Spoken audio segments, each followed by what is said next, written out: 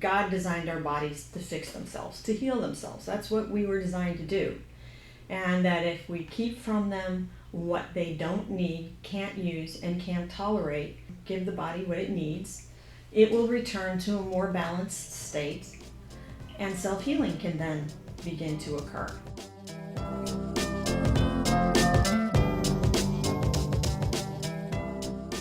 You're listening to the Naturally Noel Show, brought to you by Noel's Naturals, all natural products that really work.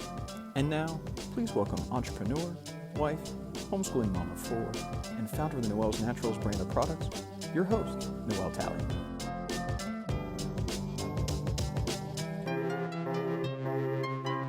Well, hello and welcome to the Naturally Noel Show today. I'm so glad you're here. If you have spent any time at all reading any of my bios, or if you've heard my story, then you will be familiar with our guest today. Her name is Cheryl Lindsey. Cheryl started her career as a licensed esthetician with over 20 years experience in clinical aesthetics, working in facial, plastic, and reconstructive surgery as a national educator and lecturer, teaching chemical peels, skin biology, product knowledge, as well as skincare and treatment. But her personal family history, as well as helping clients deal with chronic inflammatory skin conditions, led her to study holistic nutrition and natural health, which is why I know her. She is a certified natural health professional, a certified nutritional consultant, and a certified digestive health professional.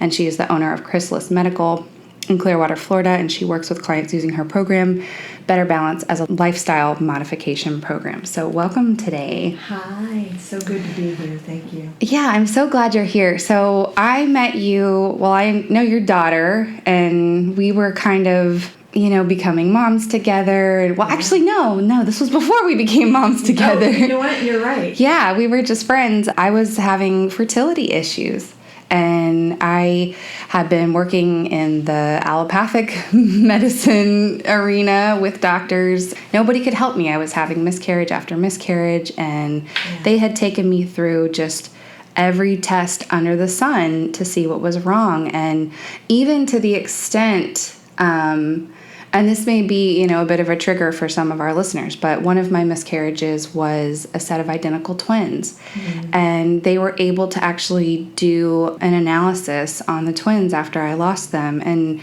it was a twin study, which is extremely helpful to be able to see if there was some sort of genetic issue or if one had it and the other didn't. It was actually extremely helpful.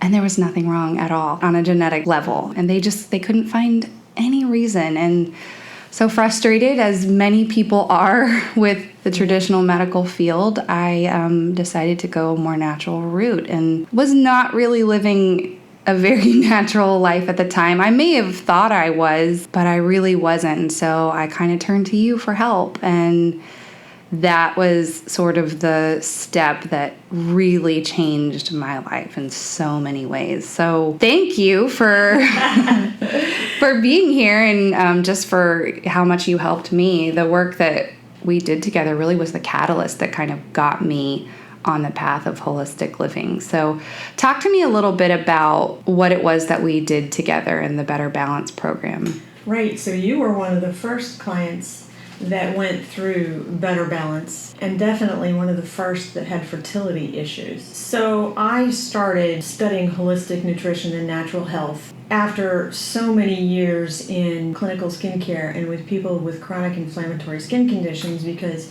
we could do all of this amazing stuff topically, but as soon as we stopped doing those treatments or people were off the drugs, then their skin conditions came back. And what I learned and came to really fundamentally understand was that if people had gut issues, if people were out of balance internally, then those things were going to show up in the skin. And chances are, if someone had a skin problem, then we needed to work on diet and nutrition and lifestyle and stress reduction and all those things. So that really became kind of the catalyst for me, as well as my family history, which we mentioned, because I had a mom with celiac disease. And she had undiagnosed celiac disease for 20 years and ended up with a liver transplant from the damage there. And it wasn't until a year after that, and her transplant surgeon said to her, "Well, Ruth, we know what your problem is. You have celiac disease. Wow. And in 1985, who knew what celiac was? Right. But she had also gone through a series of miscarriages and early term losses, and no one really had an explanation for her either. So when all of these factors kind of came together, and as I saw her thrive, so she lived 20 years with that transplanted liver, which at the time was unheard of. You know, people were living 5 to 10 years maybe with a transplanted organ, but because of the changes she made to her diet and lifestyle, with the little information she had at the time, she was able to live 20 years and see all her grandchildren be born and do some amazing things because of that. So that was kind of a testament to me of what was possible. So all of those factors came together and really started a fire in me for wanting to help people live a more balanced life and to study gut health and nutrition and all of that. So I started studying probably in 2007 or 8, and in 2011 I started writing the Better Balance program. Shortly before you came to me, I was calling it 90 Days to Better Balance, but then quickly realized that it was taking longer for people to move through the phases of the program, as well as to really incorporate these new rituals, to ditch old habits and incorporate new rituals, and to embrace all the parts of the program. And to relearn your whole lifestyle. Right. And you were saying you thought you lived a healthy lifestyle. Well, you know, it's all relative. Yeah. We all do the best we can with the information. And then as we learn, you know, we incorporate new things and do better. And suddenly we turn around and look back, 10 years and realize, wow, I wasn't really living as healthy as I thought I could. But anyway. For sure. Yeah, I remember grocery shopping early on in the program with you. And, we had started with little things like just reading the ingredients on labels, which it never occurred to me to do, And I remember sending you a text, I'm shopping at the grocery store. I can't find anything that's good. Everything is crap here. I'm buying wine and leaving. and you know what? I still tell clients that story. That's awesome. It's like, don't go when you're stressed out. Don't go when you can't spend the time and read labels. Don't go, if you're super hungry and your blood sugar is super low and you need to eat something so you're not going to make a great decision. Go when you have time to do all those things. Yeah. But, it is important to take baby steps. I mean, like we're saying, we look back where we are now with our health journey, and it was so many little steps over the years. It didn't happen in 90 days, like you said. It takes time. Mm-hmm. Yeah. So tell me more about what exactly is it that we did? So Better Balance is a lifestyle modification program, and it is designed on my belief that God designed our bodies to fix themselves, to heal themselves. That's what we were designed to do. And that if we keep from them what they don't need, can't use, and can't tolerate, and give the body what it needs, it will return to a more balanced state, and self-healing can then begin to occur. So that's all it really is. And the program is in 3 phases. And let me back up a moment and just say that it is not dependent on a diagnosis. So people come with many different varieties of health challenges, and it really doesn't matter what it is. Now, that's good information to have and gives us information moving forward and for your specific plan. And of course, the program is completely customized to your individual needs, and oftentimes there's food sensitivity testing, maybe some genetic testing that's also done, so we can find out where any missing pieces are. Where is the stress coming from? Because we know that stress is a huge part of inflammation. Yeah. And so if we can reduce that inflammation specifically in the gut, then the gut will heal itself much more quickly. So that's really what the program was designed to do. And there are 3 phases. The first phase is identify and adjust, and you knew from the process that it was a big adjustment. So once we identified what you were intolerant to, and I forgot, what were your underlying intolerances? Did you have gluten and dairy? I didn't have gluten and dairy, which I was surprised by. I think it was Watermelon was an issue, which is still an issue to this day. Strawberry and basil and mushrooms, which I have all back. Yay. Don't cause me issues anymore. Which is the goal. Yeah, lobster was on there, which I'm not a fan of anyway, so that wasn't really much of an issue. I can't remember the rest of them, but then over the years there have been new ones that have come up, and foods kind of change for me sometimes. Some foods I can eat perfectly fine, and then whether it's stress or having babies, that changes things. Will kind of change the balance of the gut. So what were some of the basics that we started with? So that was the basics. What we really want to do is reduce stress in the 3 areas. So the first one is dietary and nutrition. What are you eating that's causing inflammation? So we want to get rid of those things, if not permanently, temporarily, and give your body a break from making antibodies to those things and causing more inflammation. So that's part of phase 1. Let's do some testing, which is even beneficial for people who've done copious food journaling. It's really hard. Yeah. Because of how delayed hypersensitivities work. I'm not talking about allergies, but things like intolerances and those other parts of your immune system can take up to 3 days to manifest. Right. So we want to use the blood testing as a way to identify what you're reacting to right now and what we need to eliminate temporarily. So we did that and took out all of your offending foods, if you will, air quotes there, offending foods. Yeah. And then also reduced stress in the structural and mechanical area. So if you have a chiropractor or a massage therapist or a physical therapist that you work with to help get everything in alignment so that there's less stress in that way. And then the third area of stress is mental, emotional, spiritual. So, helping people recognize when they have lost a spiritual connection, when they have lost a spiritual practice, connecting them, helping them to make that connection. Also, stress reduction. So if there are people that are anxious and find themselves stressing about all kinds of life details, what kind of tools can we teach you? Can we teach you breath work, EFT, passage meditation, those kinds of things that help on a daily basis to reduce stress, because that's huge. So it's diet and nutritional, it's structural and mechanical, and then it's mental, spiritual, and emotional. We want to reduce stress in all those areas if we can. Yeah. So we took you through phase 1, where you were calling me from Costco saying,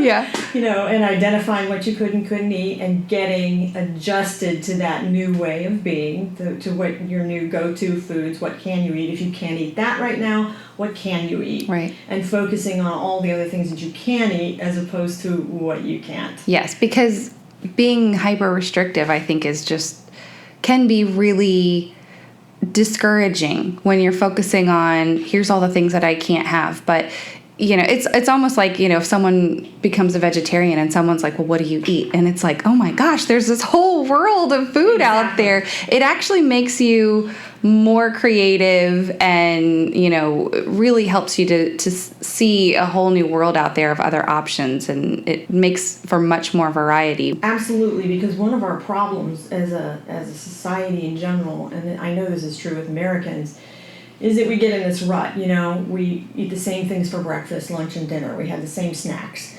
There's not a lot of variety in terms of seasonal foods. And oftentimes what ends up happening is, or even with people who know they have food sensitivities and they do food elimination, the problem with just doing food elimination is that you start taking out the foods you're intolerant to or reacting to, and pretty soon, over a long period of time, all you're eating is chicken and rice. Right. And so if you don't go through the process of cleaning out the gut, which is phase 2 in Better Balance, that's detox and delete, which is also customized to all the individuals, to every individual. If you have candida overgrowth, if you have a history of viral conditions. So we would target those full body cleansing And I think that's where you were in phase 2. I was. You got pregnant. That's right. I got pregnant after, it was like 8 weeks of working with you. Yeah. Literally just taking out the toxic foods out of my diet and focusing on clean and organic and real food sources was enough to take that burden off my body. And we didn't make it to the detox phase because I was pregnant and I couldn't do it. And can I tell you, you're one of many couples who came to me with infertility issues, who got into phase 2. You've been through such a traumatic journey in terms of all the miscarriages and, what doctors have told you about infertility and your situation that you kind of don't believe that it's going to happen. Yeah. I mean, you're doing this as a last-ditch effort. Well, right. I'll try this since I've done everything else. So when I tell people, you might want to practice some birth control through phase 2 so that we can get into phase 3 before you get pregnant, no one kind of believes, well, it's not going to happen anyway. So you're one of many couples that got into phase 3 like, surprise, we're pregnant. That's so funny. And you know what else was surprising is, we had the baby and he was healthy and everything was great. And then I got pregnant again pretty quickly after that and then continued to get pregnant and never had another miscarriage again, which every time I got pregnant, I was kind of waiting for the other shoe to drop. Like, okay, well, that was a one-off thing. Am I going to get lucky again? But what happened is that after I saw what just changing food, what difference that made for me, it started down this rabbit hole of all these different areas. So then it was my skincare, and then I started reading the ingredients of my skincare products and realized... And you were really good about that. You dug up a lot of sources of xenoestrogens and other things that could be detrimental, chemicals and things like that. You were good about that. Absolutely. And I mean, early on, as I'm breastfeeding, the baby's nursing and he's right by my underarm and I'm thinking, what am I putting on my underarms? And that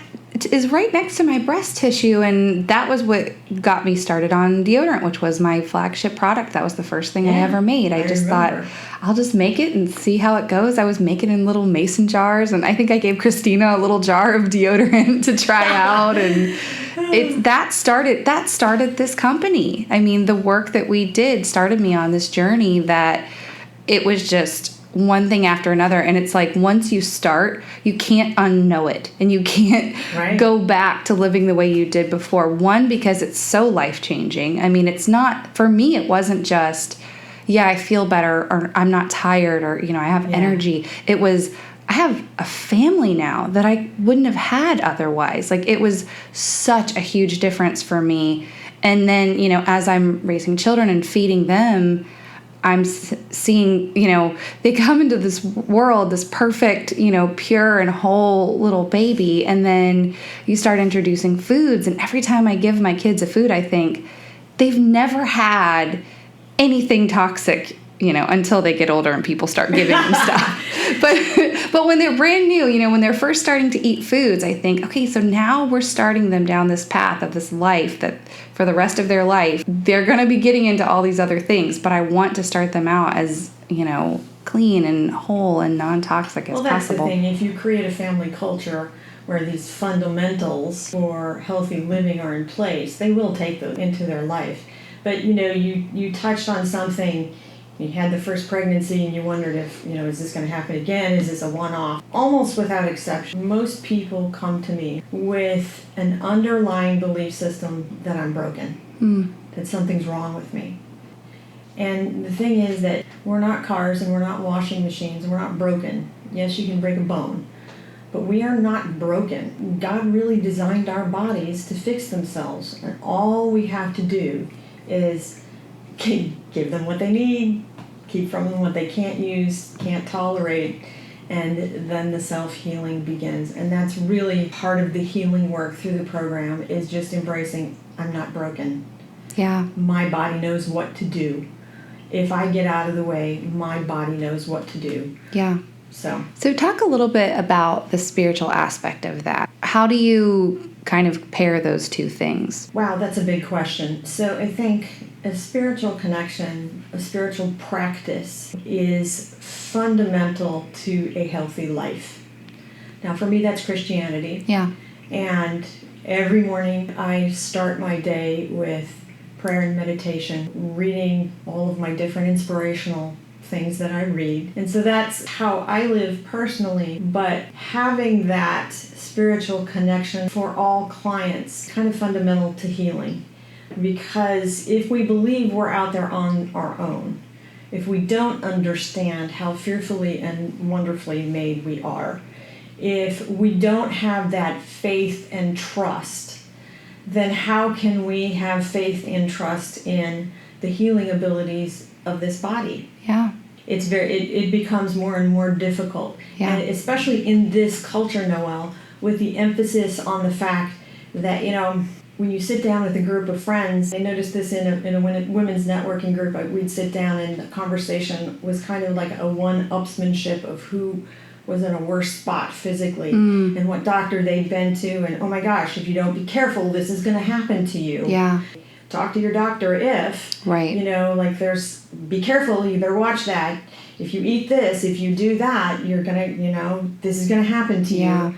And I think that is programming that is overcome in part by a faith and a trust in God, yes, in our higher power, in a that spiritual connection that is innate. We may have been denying it for a long time, but it's real and it's there, and all we have to do is acknowledge it. Yeah. And that becomes another source of healing for us. Preach, girl. I got goosebumps.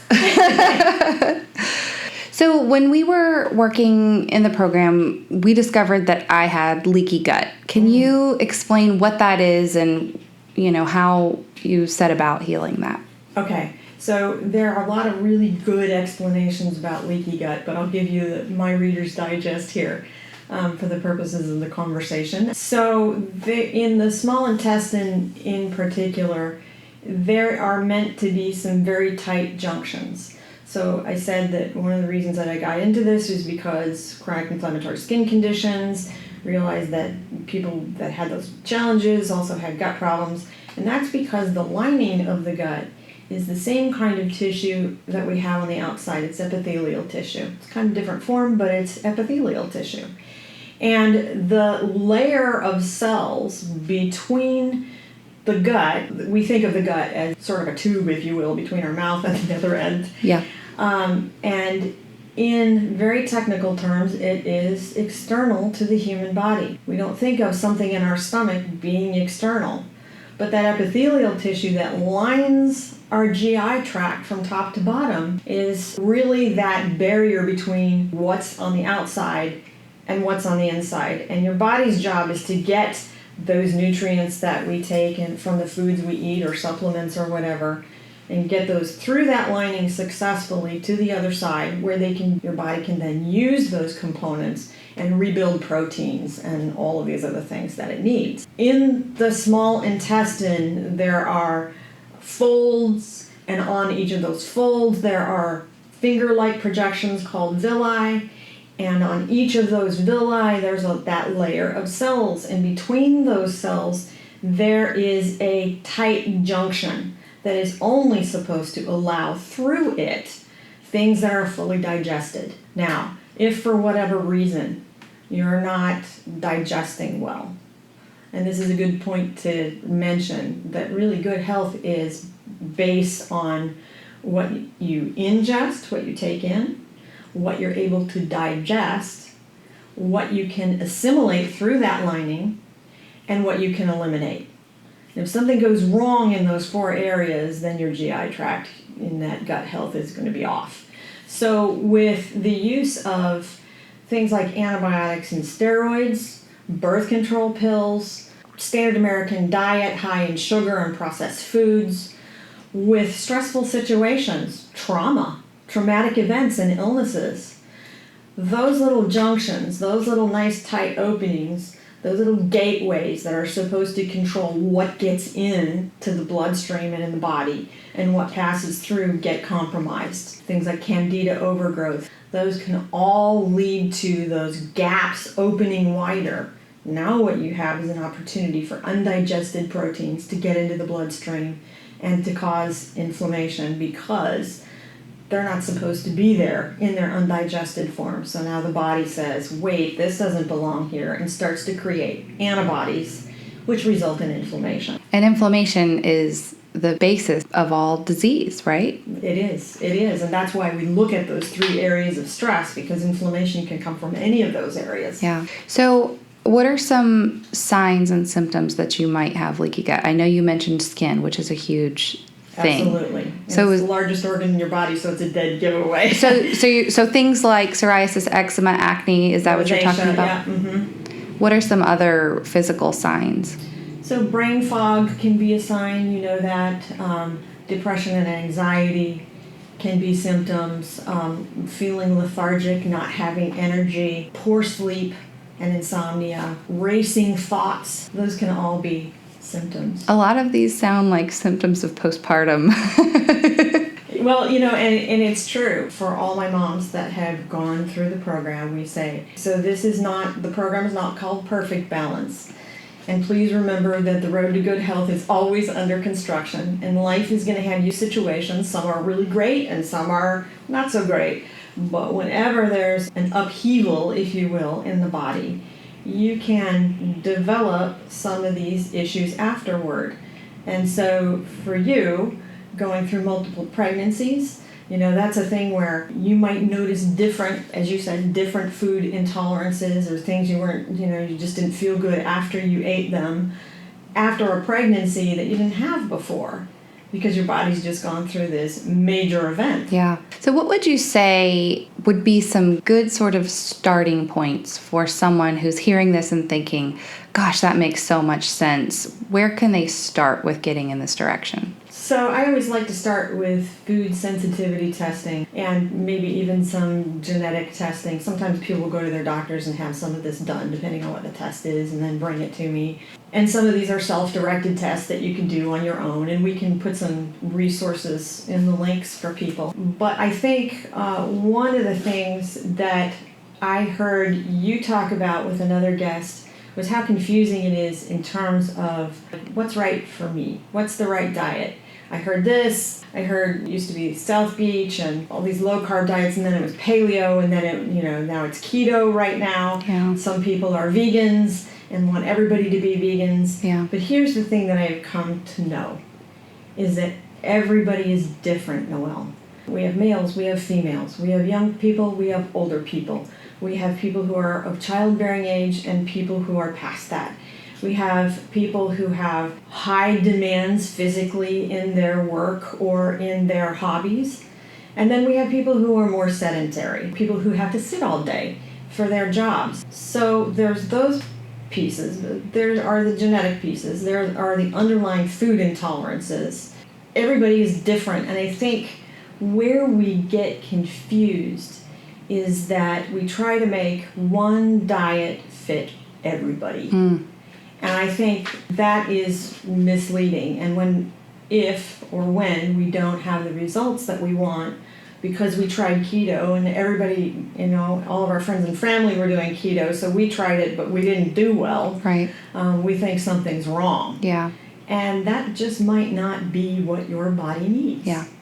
So finding out what your particular needs are is really beneficial. Yeah. So how do people find that out? Well, there are several labs that do food sensitivity testing. So I like ALCAT or Cell Science Systems for their ALCAT panel. Cyrex Labs has one. Dunwoody, I think the name of that company has changed, also has one. There's several companies out there that do food sensitivity testing. Would you recommend like a trial and error approach, like doing one type of eating for a certain amount of time and just seeing how you feel, or is that not really helpful? Well, if people don't want to go through a formal program, they can do that, absolutely. I think that there are generalizations too. Women, particularly women who have had a challenging experience with hormones and hormone balance, might not do so well on keto. So it just depends. There's also a really interesting philosophy, Noelle, by a couple of doctors in the past, Dr. Kelly and Dr. Gonzalez. Gonzalez built the work from Dr. Kelly's work, that nutrition should be based on someone's autonomic nervous system balance type. So for someone who's more sympathetic dominant, these are people that are type A personalities. They're go, go, go, go, go. They can't stop. Their mind races. They're always moving, and they're very physically active, in part because they just can't relax. Those type of people might do better on a vegetarian diet. Some very strict, and then based on where they are in the balance of this, the system, maybe a little more meats, that kind of thing, cooked, raw, that kind of thing. All the way to the other end of the spectrum, which are the parasympathetic dominants. These are the people who tend to be a little more daydreamers, if you will, artistic in their hobbies and in their outlook. They're the people who can get into an artistic project and get lost for hours in it. They're the people who aren't very physically active. They tend to be prone to depression and feeling blue or low. They tend to be heavier. So those people actually might do better on more of a paleo type diet where there is more meat, clean meats, clean, lean meats and fish. So they might do better on more of that kind of diet. So it really depends on your individual needs and where you fall in that spectrum and what you test for. I feel like I fall smack dab in the middle of that. Well, that's a good thing, because honestly, our bodies were designed to kind of adjust and adapt to the situation in the moment. I mean, if your child is chasing a ball into the street and you see the Amazon delivery truck coming, you want to shift into sympathetic mode and run out there and snatch your child away from danger. That's the way our bodies were designed to work. Conversely, at night, you want to be able to relax and, unwind from your day and sleep well. And so our bodies were designed to do that and to kind of adjust on a moment-by-moment basis based on what's going on, the problem we get into. And this happened to me in 2009. I was in a really bad car accident and almost died. I felt like I got stuck in sympathetic mode. I got into this, I had PTSD for a long time after the accident. And that's when I really started learning stress reduction techniques, that didn't include a bottle of wine. Yeah. But positive stress reduction techniques. That's when I really dove into my spiritual practice too. And when my relationship with God really became a lot more close. So that was great for reducing stress. But I really felt like physically I got stuck in this sympathetic mode. And I said that to doctors for years. Feel like I'm stuck in sympathetic mode. And it wasn't until in the last year where that was actually confirmed for me. So we don't want to get stuck, in sympathetic mode or parasympathetic mode. We're designed, and I love that you say you feel like you're in balance, because that means you're doing the work. It means you did a good job teaching me. And I love that, because you're one of 3 of my Better Balance clients who's gone on. It was so inspired by how you felt and the work you did that you created a whole business out of it. I know. It's kind of crazy how far, because it was 2012 that we... I think so. Yeah. I just started the program in 2011, so you were one of the first. I know. It's crazy how far I've come since that time and how many things have changed since that time, and what a just whirlwind it's been. Because I'm such a researcher, and once you kind of get onto one subject, it's like, oh, I want to learn about this one. Oh, I want to learn about this one. And you just kind of go down, like I said, the rabbit hole of more and more and more information. And there's so much out there. You are such a wealth of knowledge. I feel like this time has gone by so quickly. Wow, we're there already. I know. I could just sit and learn from you for hours, because you have so much great information. And I feel like we need 4 more episodes to... Anytime, I'm totally open to that. Thanks so much for tuning in to the Naturally Noelle Show, empowering you to live a more natural life, one step at a time.